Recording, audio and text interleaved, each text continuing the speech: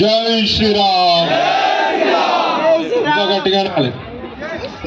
జై శ్రీరామ్. జై శ్రీరామ్. భారత్ మాతా కీ వందే వందే వందే. ఈ బీజేపీ వాళ్ళే మాట్లాడతారు. ఏ పార్టీ నా కొడుకులకు ఇంత ధైర్యం ఉండదు చెప్పనీకి. మన దేశం గొప్పతనం చెప్పనీకి ధైర్యం ఉండదు. మన దేవుళ్ళ గొప్పతనం చెప్పనీకి ధైర్యం ఉండదు. చెప్తుంటే అలా మన మీద వాడి ఏడుస్తున్నారు. మరి ఇక్కడ ఇవాళ రఘునందన్ రావు గారి గురించి నేను హైదరాబాద్ నుంచి రావడం జరిగింది. మరి ఇక్కడ సభ బాగా అద్భుతంగా పెట్టినారు. మరి ఇక్కడ సభాధ్యక్షులు చింతల భూపాల్ గారు, చారి గారు, గోవింద్ గారు, రామచంద్రం గారు, నాగభూషణం గారు, శంభూర్ రవి గారు, ఎల్లారెడ్డి గారు, కర్ణె పాండు గారు, భిక్షపతి గారు, బాలచందర్ గారు, హరిశంకర్ గారు, రఘురామ గారు మరియు మిగతా జిల్లా నాయకులందరికీ కూడా మరియు మన బీజేపీని ముందుకు నడిపిస్తున్న కార్యకర్తలందరికీ కూడా శిరస్సు వంచి నమస్కరిస్తున్నాను. మొన్న పెద్ద మనిషి మన ముఖ్యమంత్రి అన్నాడు, రేవంత్ రెడ్డి రేటంత రెడ్డి ఇంతకుముందు రేటంత రెడ్డి అంటున్నాడు, బీజేపీలో ఏముందా అని అన్నాడు. అరే బీజేపీలో ఏముందా? బీజేపీలో దేశ రక్షణ ఉంది. బీజేపీలో ఇవాళ బీజేపీలో ప్రజల సంరక్షణ ఉంది. ఇవాళ బీజేపీలో యువ శక్తి ఉంది, మహిళా శక్తి ఉంది, యువ రక్తి ఉంది. బీజేపీలో మన అందరి కుటుంబ సంరక్షణ ఉంది, మన యొక్క భవిష్యత్తు ఉంది, మన యొక్క పిల్లల భవిష్యత్తు ఉంది. అన్నిటికీ మించి మన ప్రధాని నరేంద్ర మోడీ ఉందని చెప్తున్నాను. మరి కాంగ్రెస్లో ఏముంది ఆయన? బోఫోర్స్ స్కామ్ మీకు తెలియదేమో. బోఫోర్స్ స్కామ్ ₹1,00,00,000 గుమ్మేసి 2G స్పెక్ట్రమ్ స్కామ్ ఫోన్లది అందులో కూడా మింగిర్రు. దానా స్కామ్, గడ్డి ఆవులకు పెట్టే గడ్డిలో కూడా స్కామ్ చేసిర్రు. కామన్వెల్త్ స్కామ్ గేమ్స్ క్రీడాకారులకి చెందాల్సిన పైసలు మింగిర్రు కాంగ్రెస్ వాళ్ళు. ఇక మమతా బెనర్జీ ఉంది, అఖిలేష్ యాదవ్ ఉన్నాడు, అన్నిటి మించి పప్పులడ్డు రాహుల్ గాంధీ ఉన్నాడు కాంగ్రెస్ పార్టీ. ఆయన మాట్లాడితే ఏం అర్థమే కాదు. ఆయనంటే మన ప్రధానికి పోటీ అంట. అర్థం ఉందా ఏమన్నా? ఇంకా పాలు తాగే వయసు అయినది, ఏళ్ళు పెరిగినాయి కానీ తెలివి పెరగలేదు. దానికే అయిపోయింది, 2 నెలల కాడ అయిపోయింది. ఆయనంటే మోదీ గారికి అంట. మోదీ గారు కాలు కింద ఉన్న గోటి కింద ఉన్న ధూళితో సమానం కాదు. ఈ కాంగ్రెస్ పార్టీని కాంగ్రెస్ అనొద్దు, స్కామ్ గ్రెస్ అనాలి. ఉన్న దేశంలో ఉన్నంత స్కామ్ నా కొడుకులంతా ఈ పార్టీలో ఉన్నారు.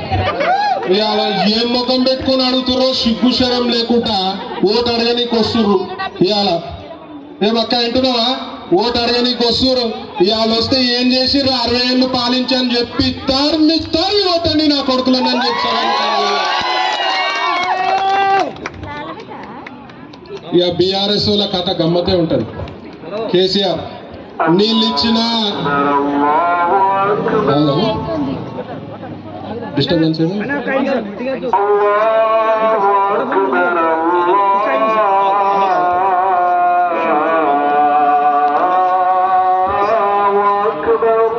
అన్ని మతాలకి గౌరవం ఇచ్చే పార్టీ బీజేపీ పార్టీ కాబట్టి 2 నిమిషాలు అవుతున్నాం.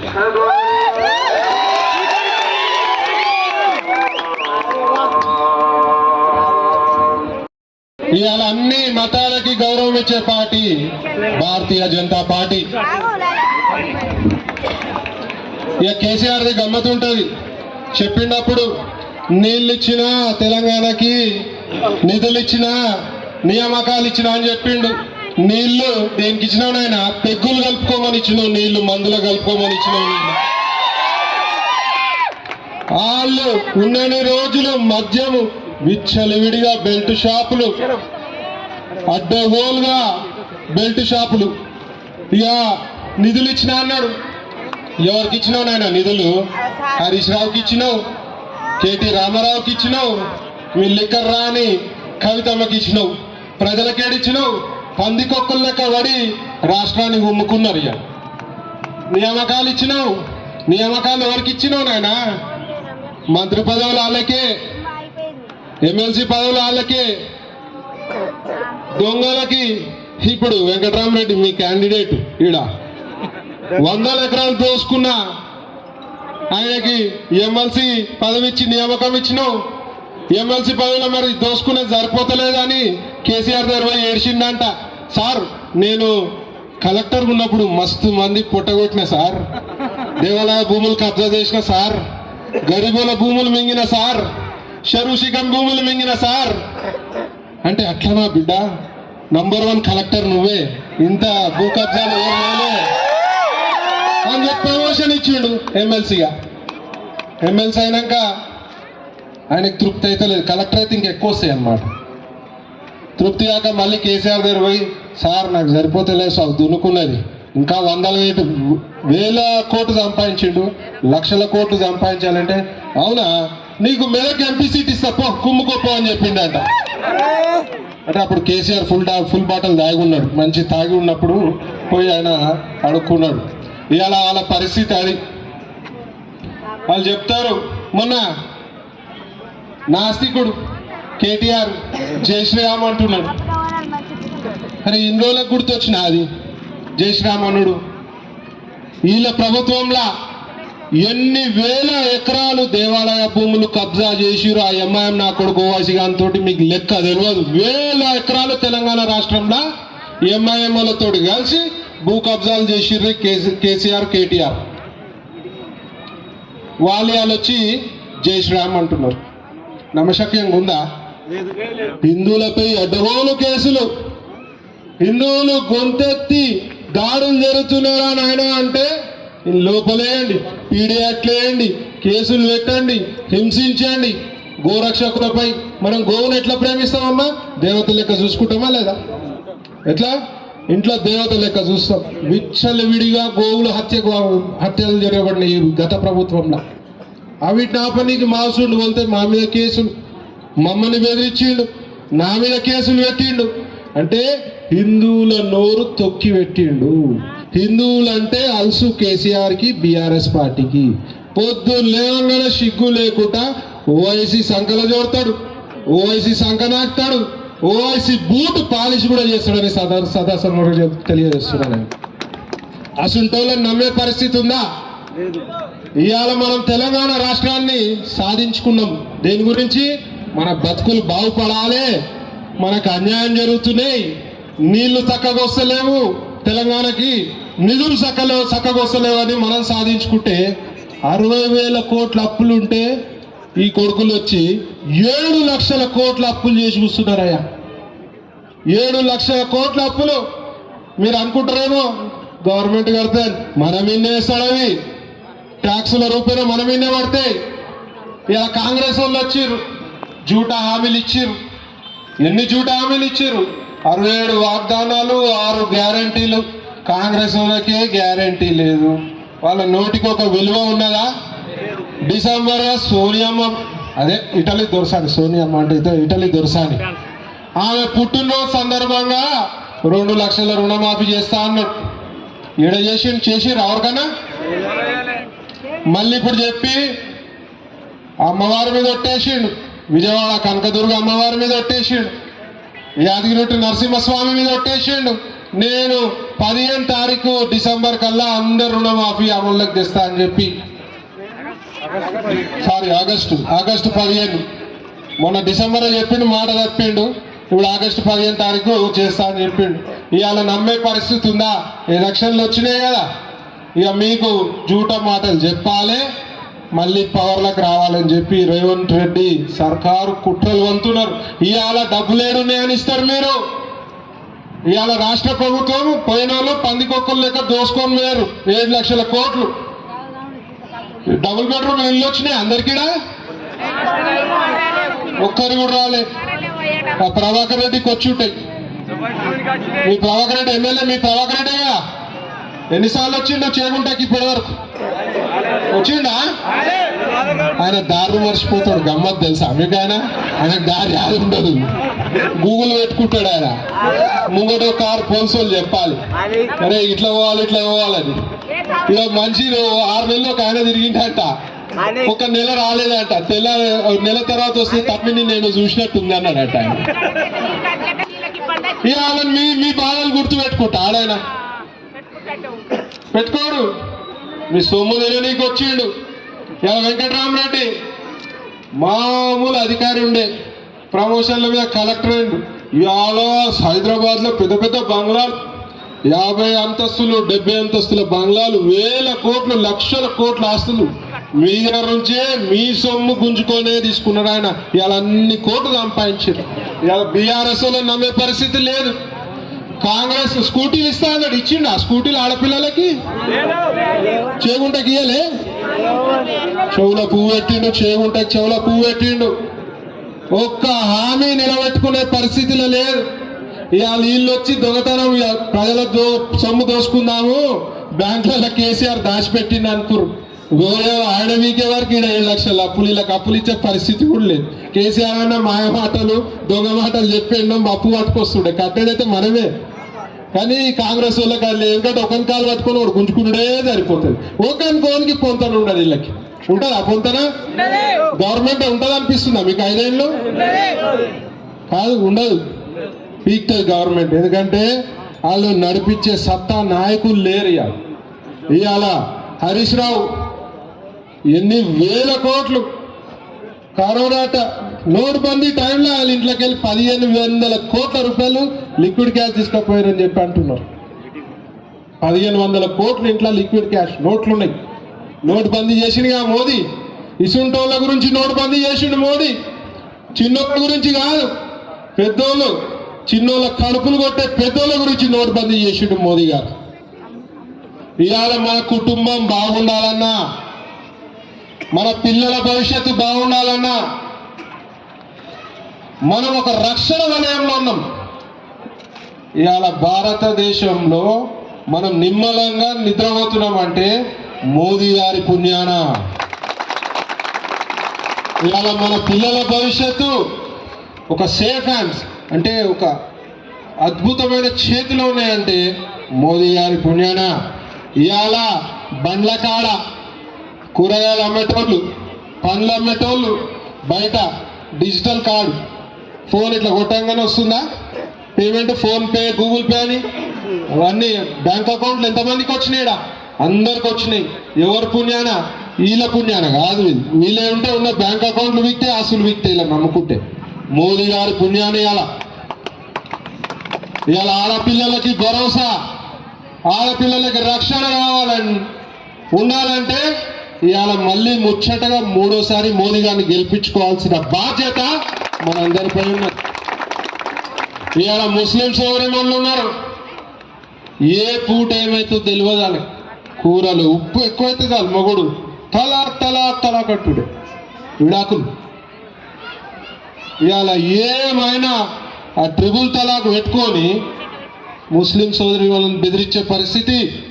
ఇవాళ ట్రిపుల్ తలాక్ చట్టం తెచ్చిన మునగాడు ఎవరన్నంటే మోదీ గారు అని చెప్తున్నా. కాంగ్రెస్ వాళ్ళు ప్రేమ పడతారు కదా, మాది సెక్యులర్ పార్టీ అని చెప్తారు కదా. 60 ఏళ్ళు ఏం బీకిరు నాయన మీ ముస్లిం సోదరి వాళ్ళకి?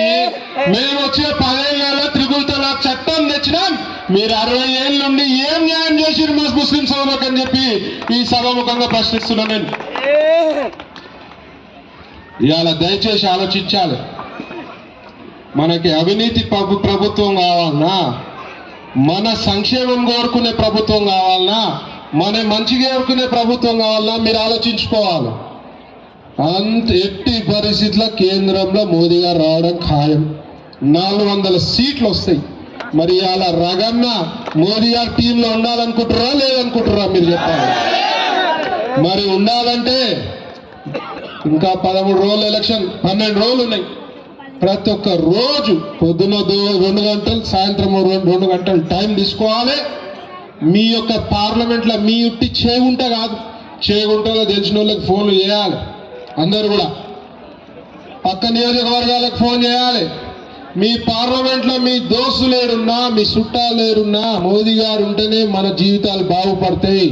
మోదీ గారు ఉంటే మనం ఒక సూపర్ పవర్, ప్రపంచంలోనే ఒక శక్తివంతమైన దేశంగా మనము ఉండాలి అంటే మోదీ గారు ఉండాలి అని చెప్పి మీరు రోజు పొద్దున సాయంత్రం 2 గంటలు 10 రోజులు 12 రోజులు టైం తీస్తే మన జీవితాంతం మన బతుకులు బాగుంటాయని చెప్పి సందర్భంగా తెలియజేస్తున్నా. ఇక మీ క్యాండిడేట్ మా అన్న రఘునందన్ రావు పోయినసారి ఆయన ఓడిపోయిన ఎమ్మెల్యేగా మోసపూరితమైన చర్యలు చేసుట్లనే ఆయన ఓడిపోవడం జరిగింది. అప్రజాస్వామికంగా జరిగిన ఎలక్షన్లు మోసం చేసి విపరీతమైన డబ్బులు వంచి, అడ్డగోలు డబ్బులు వంచి వాళ్ళు ఇక్కడ రఘునందన్ రావు గారిని ఓడగొట్టే విశ్వ ప్రయత్నం. ఎందుకంటే ఆయన అవినీతిని సహించడు. మా ఎంపీ క్యాండిడేటు, మీ యొక్క క్యాండిడేట్ అవినీతిని సహించరు. ఆయన ఒక అడ్వకేట్, ఒక మేధావి. నేను పార్టీలోకి రాకముందు కూడా అనుకుంటుంటి, అరే లీడర్ ఐసో రఘునందన్ రావు జబర్దస్త్ లీడర్ అని చెప్పి. నేను ముఖం మీద మాట్లాడతా తమ్మి, నిజంగా నేను అనుకుంటుంటి, అరే ఐసా లీడర్ రాయనా బాత్ కర్నా జబర్దస్త్ బాత్ కడతా, జబర్దస్త్ మాట్లాడతాడు, ముక్కుసూటిగా మాట్లాడతాడు, నా లెక్కనే మాట్లాడతాడు. కానీ ఇంకా మేధావైన మరి అసొంటి ఎంపీని మీరు గెలిపించుకోవాలా గెలిపించుకోవద్దా? మరి అలా మీరు కష్టపడతారా ఈ 10-12 రోజులు లేదా? ఆయన అదృష్టం ఉంటే మీరు గట్టి గెలిపిస్తే కేంద్ర మంత్రి అయ్యే అవకాశాలు కూడా ఉన్నాయని చెప్పి ఆయన కేంద్ర మంత్రి అయిందనుకో, ఈ కొడుకులను ఫుట్బాల్ ఆడుకుంటాడు చూడయా, సుక్కలు చూపిస్తాడు. మరి అసుంటి రఘునందన్ రావుని గెలిపించుకోవాల్సిన బాధ్యత ప్రతి ఒక్క పౌరుడిపై ఉన్నాయి. ముఖ్యంగా మీ చేగుంట నేను మళ్ళీ వస్తా విజయోత్సవ సభకి, మరి నాకు చెప్పాలి, మాకు మెజార్టీ చేగుంట మండలం నుంచి వచ్చిందని చెప్పి నాకు వాళ్ళ టీం వాళ్ళు చెప్పాలి. మరి ఇక్కడ చూస్తే కూడా బీజేపీ కార్యకర్తలు మంచి ఊపు మీద ఉన్నారు.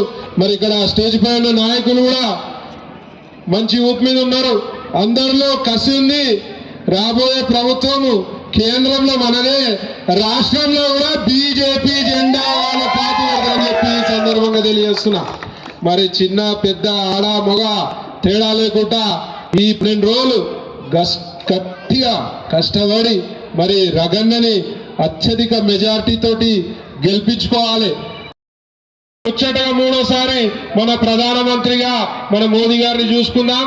మరి రగన్న కూడా అత్యధిక మెజార్టీలా మీరు అందరు కష్టపడాలి. మెదక్ జిల్లా వాసులు మొన్న చెప్తున్నాడు హరీష్ రావు, మెదకే మేము ఏం చేసినా మెదక్లో నడుస్తుందని. సిగ్గు లేకుండా చెప్తుండు హరీష్ రావు, మేము మెదక్లో ఏం చేసినా నడుస్తుందంట. అంటే దోసుకున్నా, ముంచినా, భూములు లాక్కున్నా, దేవాలయ భూములు లాక్కున్నా, అక్రమ కేసులు పెట్టినా, ఏం చేసినా నడుస్తుందంట. మెదకోళ్ళ పవర్ చూపించాలి, అలా చేగుంట పవర్ చూపించాలి. ఒక్క సేవకుడికి అవకాశం ఇవ్వాలి. ఇవాళ సేవకుడు రఘునందన్ రావు గారు ఎల్లప్పుడూ ప్రజా సేవలో ఉంటాడని చెప్పి ఈ సందర్భంగా తెలియజేస్తూ, మరి నాకు ఈ అవకాశం ఇచ్చిన చేగుంటలోని ప్రతి ఒక్క కార్యకర్తకి మరి ప్రజలందరికీ కూడా ధన్యవాదాలు తెలియజేస్తూ, మళ్ళీ విజయోత్సవ సభలో కలుస్తా. చేగుంట మెజార్టీ రావాలి అని చెప్పి ఈ సందర్భంగా తెలియజేస్తూ, మరి అందరూ గట్టిగా అనాలి, మోదీ గారి నాయకత్వం, మోదీ గారి నాయకత్వం, గెలిపిద్దాం గెలిపిద్దాం, రఘునందన్ గెలిపిద్దాం అనాలి. రఘునందన్ గెలిపిస్తే మోదీ గారిని గెలిపించినట్టే. గెలిపిద్దాం గెలిపిద్దాం గెలిపిద్దాం గెలిపిద్దాం, బీజేపీకే బీజేపీకే. జై శ్రీరామ్, జై శ్రీరామ్, జై శ్రీరామ్. ధన్యవాదాలన్నా. గుర్తు తెలుసు కదా మీకు, ఏం గుర్తు? కమలం పువ్వు గుర్తు. పువ్వు గుర్తుకే ఓటేయాలి. బీఆర్ఎస్ పార్టీ అంటే ఏం పార్టీ? అది భారత రాష్ట్ర సమితి కాదు, తెలంగాణని బొస్తు వచ్చిచ్చిన రాష్ట్ర సమితి పార్టీ.